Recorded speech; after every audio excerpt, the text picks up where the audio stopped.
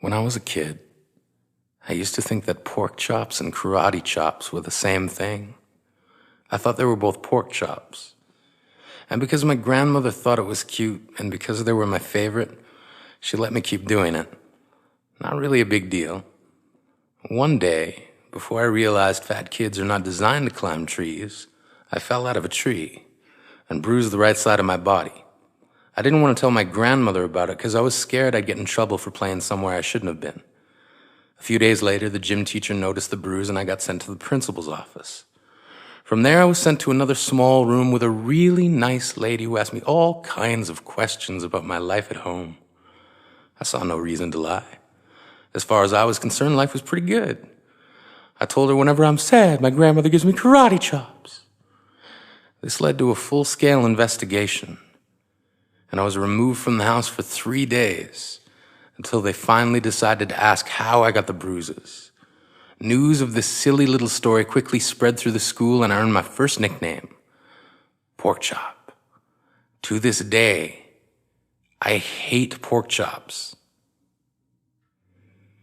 I'm not the only kid who grew up this way, surrounded by people who used to say that rhyme about sticks and stones. As if broken bones hurt more than the names we got called, and we got called them all. So we grew up believing no one would ever fall in love with us, that we'd be lonely forever, that we'd never meet someone to make us feel like the sun was something they built for us in their tool shed. So broken heartstrings bled the blues as we tried to empty ourselves so we would feel nothing.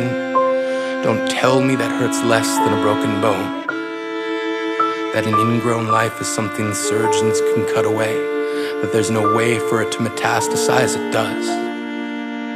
She was 8 years old. Our first day of grade 3 when she got called ugly. We both got moved to the back of class so we would stop getting bombarded by spitballs. But the school halls were a battleground where we found ourselves outnumbered day after wretched day. We used to stay inside for recess because outside was worse. Outside we'd have to rehearse running away or learn to stay still like statues, giving no clues that we were there in grade 5. They taped a sign to the front of her desk that read, "Beware of dog." To this day, despite a loving husband, she doesn't think she's beautiful because of a birthmark that takes up a little less than half her face. Kids used to say she looks like a wrong answer that someone tried to erase but couldn't quite get the job done. And they'll never understand that she's raising 2 kids whose definition of beauty begins with the word mom, because they see her heart before they see her skin, because she's only ever always been amazing. He was a broken branch grafted onto a different family tree, adopted. Not because his parents opted for a different destiny. He was 3 when it became a mixed drink of 1 part left alone and 2 parts tragedy. Started therapy in 8th grade. Had a personality made up of tests and pills. Lived like the uphills were mountains and the downhills were cliffs. 4/5 suicidal, a tidal wave of antidepressants, and an adolescence being called pauper. 1 part because of the pills, 99 parts because of the cruelty. He tried to kill himself in grade 10 when a kid who could still go home to mom and dad had the audacity to tell him, "Get over it." As if depression is something that can be remedied by any of the contents found in a first aid kit. To this day, he is a stick of TNT lit from both ends. Could describe to you in detail the way the sky bends in the moments before it's about to fall. And despite an army of friends who all call him an inspiration, he remains a conversation piece between people who can't understand. Sometimes being drug-free has less to do with addiction and more to do with sanity.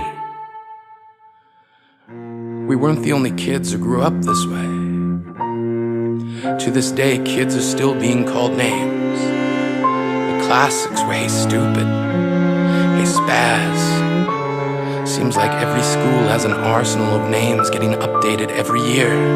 And if a kid breaks in a school and no one around chooses to hear, do they make a sound? Or they're just background noise from a soundtrack stuck on repeat when people say things like kids can be cruel?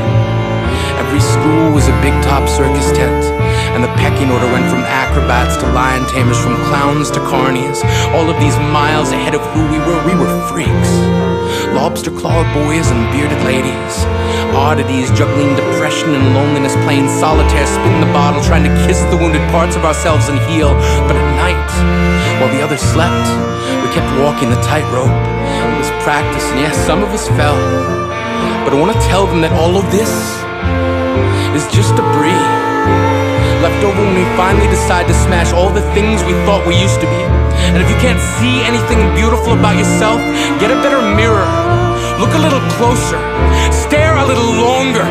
Because there's something inside you that made you keep trying despite everyone who told you to quit. You built a cast around your broken heart and signed it yourself. You signed it. They were wrong. Because maybe you didn't belong to a group or a clique. Maybe they decided to pick you last for basketball or everything.